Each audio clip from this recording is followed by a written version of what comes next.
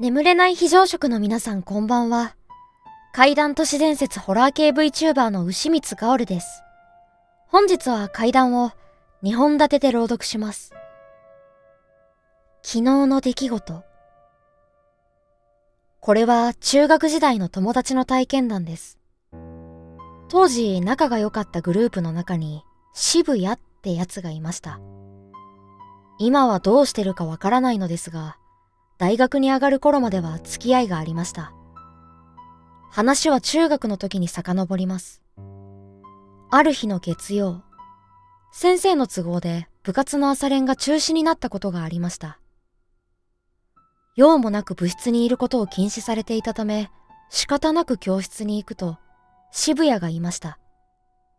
渋谷は部活に入っておらず、朝早く登校してたことを不思議に思い、珍しいじゃんっ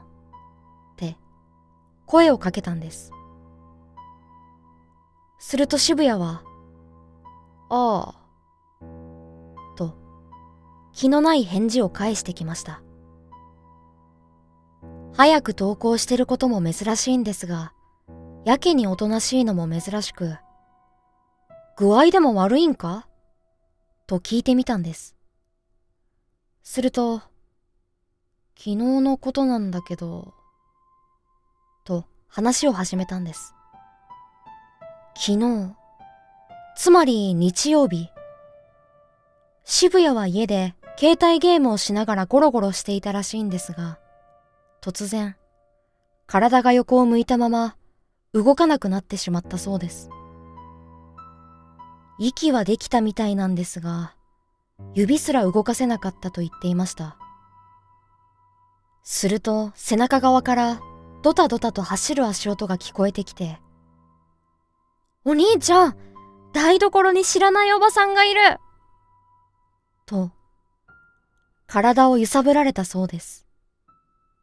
ピクリとも体を動かせない渋谷はパニックになり、そのまま気を失ってしまったらしく、夕方、親に起こされたと言ってました。めちゃくちゃ怯えながら話してる渋谷を見ながら、僕もゾッとしました。渋谷に兄弟はいないからです。家にいるのが怖いため、渋谷は早く登校していたのでした。夜の学校で。皆さんは夜の学校に入ったことがあるでしょうか？今は学校にもセキュリティサービスが導入され、忍び込んで肝試しをしたりするのは難しいですが、怪談やホラー映画の舞台として挙げられる場所であり、なおかつ一番身近な心霊スポット、肝試しスポットであると思います。これから話すのは、そんな夜の学校で起きた不思議な出来事です。数年前、私が高校1年生の時の実体験です。私の通っていた C 県の高校は、地元では有名な進学校でした。倍率もそれなりに高く、財政面では困ってはいなかったように思いますが、建物や施設はかなり古かったです。当時、私はソフトテニス部に所属していました。ソフトテニスの大会は少し遠い場所で行われるため、金曜日に早退して全泊し、試合結果にもよりますが、土曜日か日曜日に帰ってきていました。その時も大会があったため、早退して大会の会場に向かいました。そしてその日の晩、荷物を確認していたところ、数学の問題集を学校に忘れてきてしまっていることに気づいたのです。あいにく次週は期末考査があり、月曜日には数学のテストがあるため、課題を提出する必要があったのです。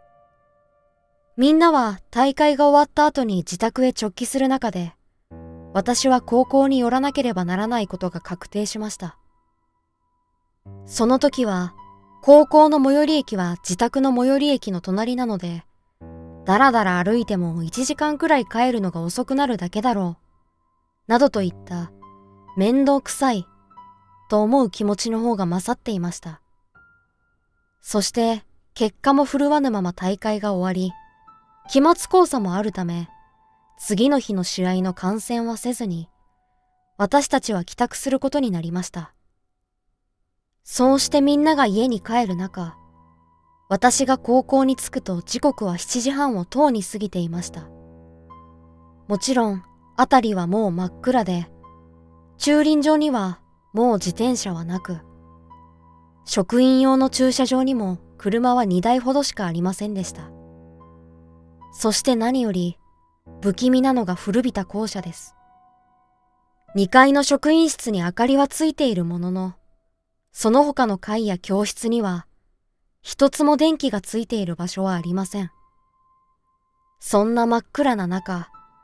自分の教室がある3階の教室まで行かなければならないと思うと、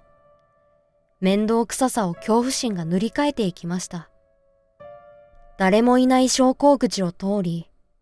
階段を上り終えると、右は壁で、左には女子トイレがあります。私の高校は、フロアの両端にトイレがあり、男子トイレと女子トイレの間には、普段私たちが使っている教室がいくつも並んでいます。トイレに入るにはドアはなく、駅のトイレなどをイメージしてもらえると一番近いと思います。当然、廊下や教室、トイレには光は灯っていません。普段生活している場所であるにもかかわらず、そこは物音一つ聞こえない、気持ち悪くなるほど息苦しい場所でした。一刻も早く校舎から出たい私は、早足で教室に向かい、問題集を引っ張り出し、ドアも閉めずに教室を飛び出し、階段を降りようと、フロア端の女子トイレの前を横切りました。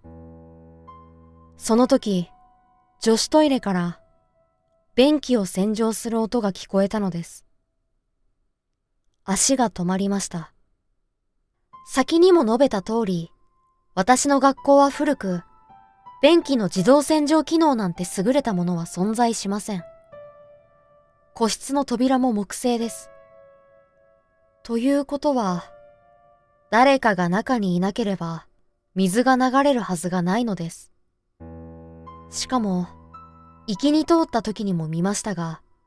相変わらず女子トイレには便器はついていないのです。もし、学校に残っている職員さんならば、職員室前のトイレを使うはずです。そして何より、私が困惑して立ちすくんでいるのにもかかわらず、個室の木製のドアを開ける音も、誰かが服装を整える音も聞こえません。何とかしてこの状況に理由をつけて納得しようとしますが、できませんでした。ようやくこれは本当にやばいやつだと思い、私は考えることをやめ、階段を駆け下り、逃げるように校舎から出ました。月曜日、学校に行った際には普段通り、女子トイレからはキャーキャーと女子たちがたわいない話に花を咲かせている様子が伺えました。今回の私は運が良かったのか何も見てはいません。もう少し待っていれば、見回りの先生が出てきたのかもしれません。これは心霊現象ではなかったのかもしれません。ですが、殺人現場や自殺スポットなどといった心霊スポットに行かなくとも、奇怪な現象は夜の訪れによって身近な場所でも体験できるものなのかもしれません。恐ろしい幽霊を見たという体験ではないので、そこまで怖くはなかったかもしれませんが、最後までお付き合いいただきありがとうございました。学生さんも社会人の方も忘れ物にはお気をつけてください。取りに戻ったらそこはいつもの慣れ親しんだ場所ではないかもしれません。